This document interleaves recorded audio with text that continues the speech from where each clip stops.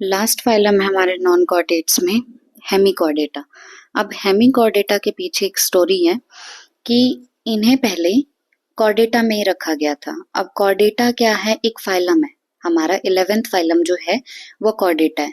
इनको कॉर्डेटा में ही रखा गया था सब फाइलम में। जैसे फाइलम क्या है, एक बड़ी कैटेगरी है, उसी की अगर एक छोटी कैटेगरी बनाएंगे तो उसको सब फाइलम बोलेंगे। तो हमने कॉर्डेटा फाइलम में ही एक सब फाइलम बना दिया था हेमिकॉर्डेटा।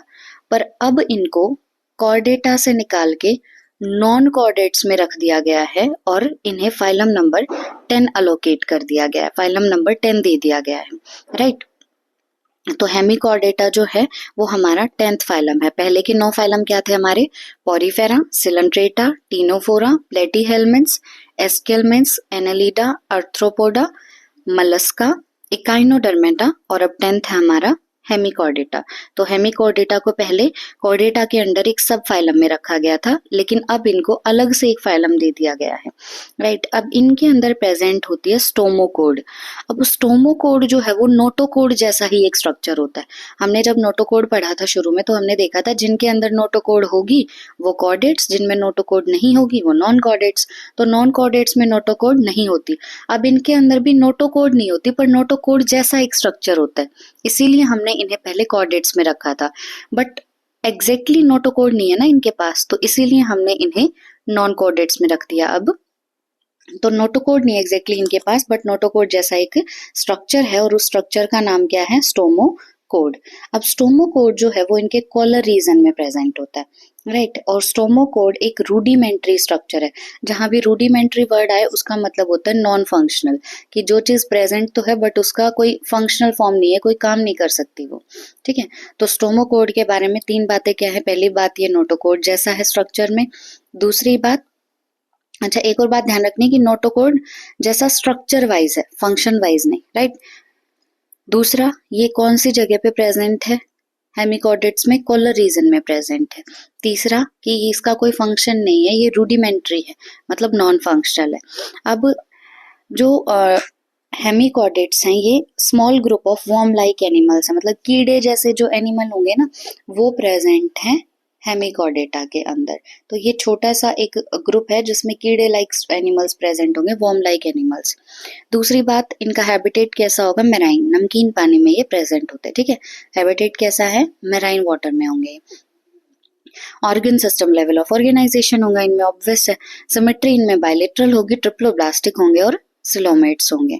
अब नेक्स्ट है बॉडी जो होती है ना इनकी वो सिलेंड्रिकल है। अब ये चीज बिल्कुल ध्यान से सुनना, बॉडी कैसी है इनकी? सिलेंड्रिकल। तो एक सिलेंडर इमेजिन करो, ठीक है। अब जो इनका एंटीरियर रीजन होगा, अब एंटीरियर रीजन को कैसे समझोगे? जैसे हमारी बॉडी में हमारा जो एंटीरियर पार्ट है वो हमारा हेड है, ठीक है। तो इनकी बॉडी का जो एंटीरियर पार्ट है वो क्या है? प्रोबोसिस। एंटीरियर पार्ट क्या है इनका?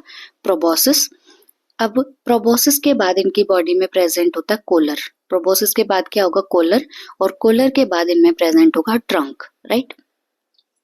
तो पहली बात तो हेमिकॉर्डेट्स की जो बॉडी होती है वो सिलेंड्रिकल होती है। जो सबसे ऊपर वाला एंटीरियर पार्ट है, आगे वाला पार्ट, वो क्या है? प्रोबोसिस। प्रोबोसिस के बाद इनकी बॉडी में है कोलर रीजन। कॉलर के बाद इनकी बॉडी में प्रेजेंट है ट्रंक, राइट। ट्रंक जो है, अब जैसे हमारे अंदर भी क्या है? हेड है। हेड की जगह इनमें क्या है? प्रोबोसिस है, एंटीरियर रीजन। उसके बाद हमारा कॉलर इमेजिन करो, राइट। तो प्रोबोसिस के बाद क्या हो गया? कॉलर। अब कॉलर के बाद नीचे हमारा जो पेट वाला पार्ट है यही हमारा ट्रंक है ना। तो इनके अंदर ट्रंक क्या है? लॉन्ग है, राइट। ट्रंक कैसा होगा इनका? लॉन्ग होगा। तो proboscis, then collar and then trunk. Trunk long है, प्रोबोसिस इनका एंटीरियर रीजन है। अब सर्कुलेटरी सिस्टम जो होता है हेमिकॉर्डेट्स में वो ओपन टाइप होगा। ओपन टाइप सर्कुलेटरी सिस्टम का मतलब क्या है कि इनके अंदर ऐसे ब्लड वेसल्स नहीं है, आर्टरीज, वेन्स ये सब प्रेजेंट नहीं है। तो सर्कुलेटरी सिस्टम कैसा है इनका? ओपन। रेस्पिरेशन इनमें होगा गिल्स के थ्रू, वेरी इंपॉर्टेंट। हेमिकॉर्डेट्स में रेस्पिरेशन किसके थ्रू होगा? गिल्स के थ्रू होगा। अब एक्सक्रीटरी ऑर्गन है इनमें प्रोबोसिस ग्लैंड। अब जैसे एक्सक्रीटरी ऑर्गन आर्थ्रोपोडा में क्या था? एक्सक्रीटरी स्ट्रक्चर, माल्फिजियन ट्यूब्यूल्स थी। इसी तरीके से हेमिकॉर्डेटा में एक्सक्रीटरी ऑर्गन क्या है? Proboscis gland. बहुत ज्यादा इंपॉर्टेंट है प्रोबोसिस ग्लैंड। ये भी डाइशियस होते हैं, मतलब डबल हाउस, मेल अलग फीमेल अलग। फर्टिलाइजेशन इनमें एक्सटर्नल होगा, डेवलपमेंट इनडायरेक्ट होगी। अब 2 एग्जाम्पल है इसके, बेलानोग्लोसस और सैकोग्लोसस, राइट। ग्लोसस याद रखो, एक के आगे बलान लगा दो और एक के आगे सैक, तो ब्लानोग्लोसस, सैकोग्लोसस, ठीक है।